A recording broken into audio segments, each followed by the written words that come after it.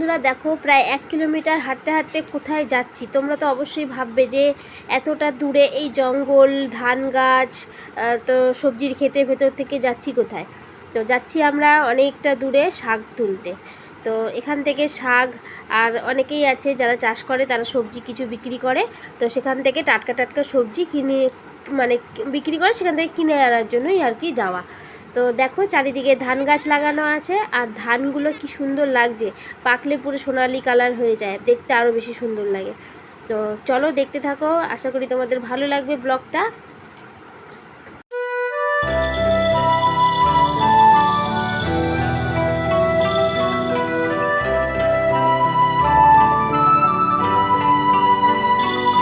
আর বন্ধুরা দেখো, এই যে পুকুরটা দেখতে পাচ্ছ, এটা বর্ষার সময় পুরো ভরে যায়। পুকুর কেন, এখানকার মানে জায়গা জমি যেগুলো দেখতে পাচ্ছ, এগুলো পুরো প্রায় 1 কোমর কাছাকাছি হয়তো জল হয়ে যায়, কারণ বর্ষার সময় এদিকে আসা হয় না খুব একটা। কিন্তু এই মাঠে অনেক নতুন নতুন ঘরবাড়ি হয়েছে দেখা যাচ্ছে। তো তারা কি করে এই মাঠের উপর থেকে মানে যাওয়া আসা করে, এটাই একটা চিন্তার ব্যাপার যে তারা কি করে এইভাবে বসবাস করে। কিন্তু আস্তে আস্তে তো মানুষ, জনসংখ্যা তো বাড়ছেই, তো কোথাও না কোথাও তো মানুষকে থাকতেই হবে কষ্ট করে হলেও। তো সেই হিসাবেই হয়তো মানুষ এখানে জায়গা কিনে বাড়ি করছে। তো চলো দেখো, ধান হয়ে গেছে, ধানগুলো প্রায় পাকার সময় হয়ে গেছে। আর ওই দেখো জেঠি যাচ্ছে, দুষ্টু যাচ্ছে। তো চলো দেখতে থাকো। দেখো বন্ধুরা, কত সুন্দর ধান হচ্ছে, দেখো পুরো চারিদিক মাঠে পুরো ফসলে ভর্তি। যেদিকে তাকাচ্ছি সেদিকেই শুধু ধান আর ধান।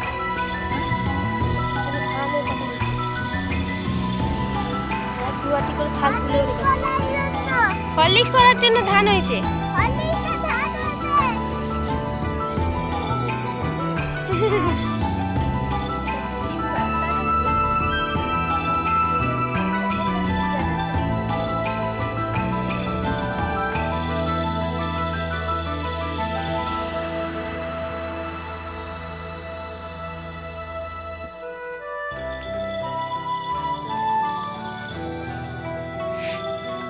দেখো আমাদের এই জায়গাগুলো দেখতে তোমাদের কেমন লাগছে অবশ্যই কমেন্ট করে জানাবে।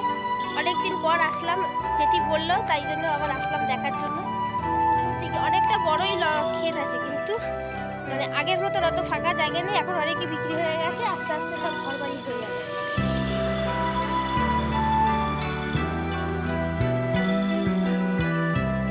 সব থেকে বেশি মানে ভয় লাগে, দুধারে জঙ্গল আর মাঝখান থেকে সরু রাস্তা।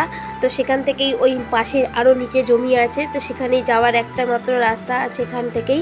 তো সবাই এখান থেকেই যাওয়া আসা করে। তো যেটি আগে গেল, কারণ একটা বাচ্চা নিয়ে গেছি, তো দুষ্টুকে নিয়ে গেছি। তো বললো যে তুমি পেছনে আসো, আমি আগে গিয়ে দেখি। তো গিয়ে দেখলাম, তো এখানে অনেক ধান হয়েছে, আর এই পাশটাতেই বেশি সবজি হয়। আর যে পাশ থেকে আমরা আসলাম সেখানে শুধু ধান, সবজি হয় খুব পরিমাণে অল্প, আর এই দিকে প্রচুর পরিমাণে সবজি হয়। তো এই পাশটা এখন দেখছি ধান লাগিয়েছে। তো চলো দেখতে থাকো। কোথা দিয়ে যাচ্ছে দেখো, কি হয়েছে? ওই দাদি হয়,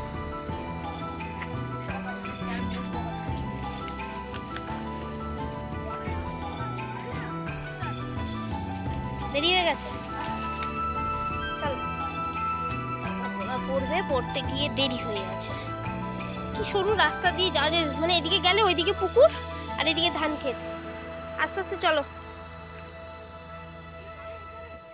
কিছু আছে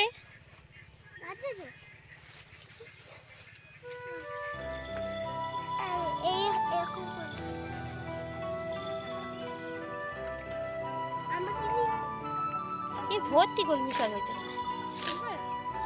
কিন্তু পা ডেবে যাচ্ছে। তো যেটি শাক তুলতে লেগে গেছে, ওই যায়, ওই যায় যেটি শাক তুলছে, এখানে অনেকগুলো আছে। তো বন্ধুরা দেখো, আমরা একটি শাক ফাক তুলে নিই এখান থেকে, তারপরে দেখছি কোথায় যা যায়। দেখো কি সুন্দর ধান হয়েছে। সূর্য ওঠার আগে এখান থেকে চলে যেতে হবে। সূর্য ওঠার আগে বলছি কেন, সূর্য ডোবার আগে। আর এই জায়গাটা মনে হয় জলে ভর্তি আছে, তাই না? আস্তে আস্তে পুরো সব জলে ভরে যাচ্ছে, ওই মানে ওইদিকে পুকুর টাইপের আছে।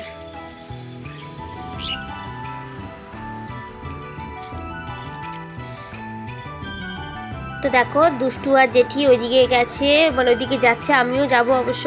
তো ওখান থেকে নেব হচ্ছে ফুলকপি। আর এইদিকে দেখো প্রাকৃতিক দৃশ্যগুলো দেখতে এত ভালো লাগে। তো ওই দিক থেকে সূর্য ডুবে যাচ্ছে, তো অনেকটাই বেলা গড়িয়ে সন্ধে হতে যাচ্ছে, তো সূর্যটা অস্ত যায় অবস্থা।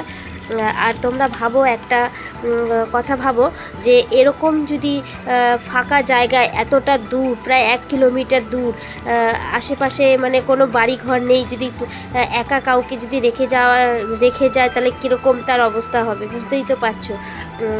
তো সেই রকম একটা বেশ মাথার ভিতরে একটা ভয় লাগে যে এরকম করে এতটা দূর, মানে আমাদের বাড়ির পাশেও যে এরকম একটা জায়গা থাকতে পারে বা যেরকম জায়গা আছে, দিনের বেলায় দেখতে অপরূপ সুন্দর, কিন্তু রাতের হলে যে কী অবস্থা হয় সে কল্পনা করা যায় না। এই আর কি, দেখো কত সুন্দর বেগুনের চারাগুলো উঠেছে। তোমরা অনেকেই জানো আমার গাছ লাগাতে খুব ভালো লাগে, আর এখানে গাছগুলো দেখলে সত্যি খুব ভালো লাগে, মন ভরে যায়। আর ধান হয়েছে, ধানের উপর যখন হাওয়া দেয় তো সেই হাওয়ার দোলায় ধান খেতে যখন ঢেউ খেলে তখন বেশ ভালোই লাগে।